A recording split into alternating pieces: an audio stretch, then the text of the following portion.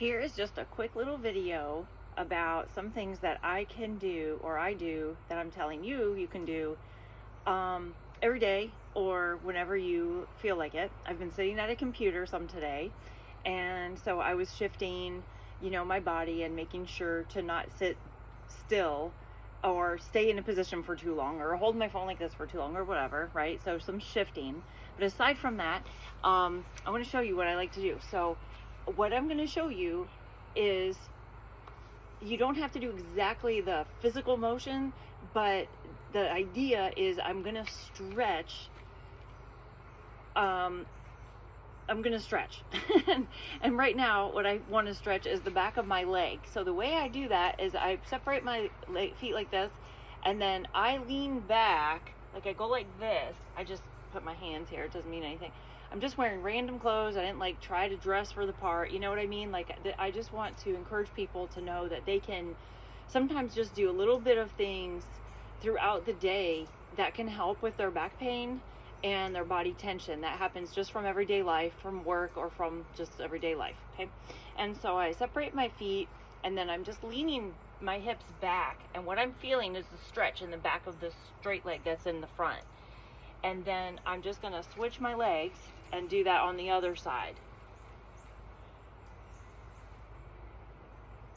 So I do this every day, every day. I'm going to put my ankle on the opposite knee like this.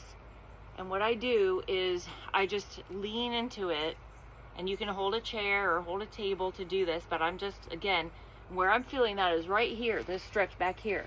That helps a lot. Now you can do this from a sitting position also, so you're in a chair and you're stable, but I've been doing this where I like to just do it where I'm just standing, and that feels amazing. And so this is where I'm feeling the stretch, like in here. So when I'm stretching this stuff, it helps lower back pain, it helps sciatic pain along the side of the legs. So just remembering everything's connected. And so stretching this really helps back pain, and so those things that I just showed you right there, I'm just gonna leave that part. Now also though, think of your quadrants, 2 shoulders and 2 hips. Okay, so if your body is cut in half this way and cut in half this way, you have 4 quadrants, and they affect each other. So sometimes a patient will come in and they'll be having right shoulder pain, but really we discover sort of maybe there's a history with the left hip, like the opposite quadrant, just for example, or that's maybe where the source is coming from. So what I want to encourage you to do is do something where you're stretching also the opposite quadrant of what we just did, or the other side of the body, the shoulders. Okay, so I'm not touching anything right now. I'm not, no walls, no whatever, but I'm still just turning my body away from my arm and just having my arm stretch back. And I'm going to do it on this side too. So I'm just opening up.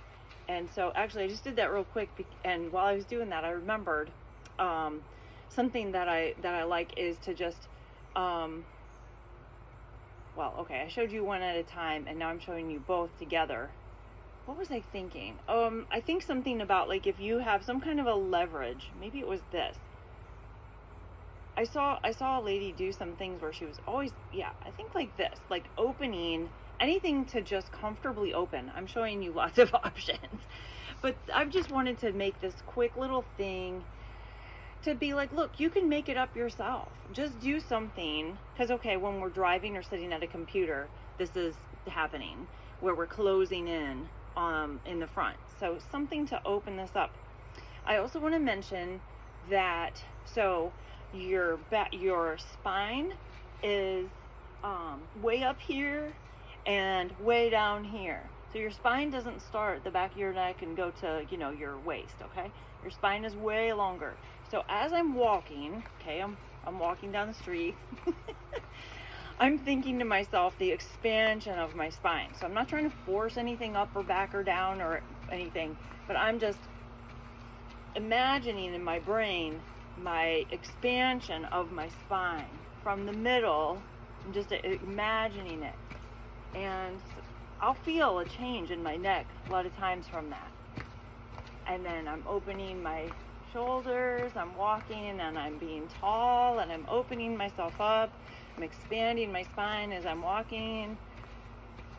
Ah, that feels so good. All right.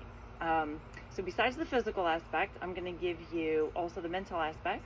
And I'm thinking to myself, I create space in my spine. I create space in my spine. And then that turns into, I create space in my mind. I create space in my mind. And so that's the mental aspect you can add to it while you're doing the physical aspect. I would like to end with some acupoints. So I'm going to show you this one in here. So between your thumb and your first finger, I'm going to press on that. I'm going to do the other side, press on that a few times. And I'm going to press on, hang on, the top of my foot between the first toe and second toe. So that's the equivalent spot, anatomical equivalent spot. And if you don't want to touch your feet, I understand, but then just knowing that those 4 points that I just showed you, the 2 on the hands and the 2 on the top of the feet, will move your energy like a figure 8 infinity sign, and that's going to push through the stagnation.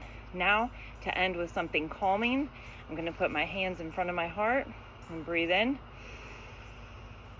and breathe out.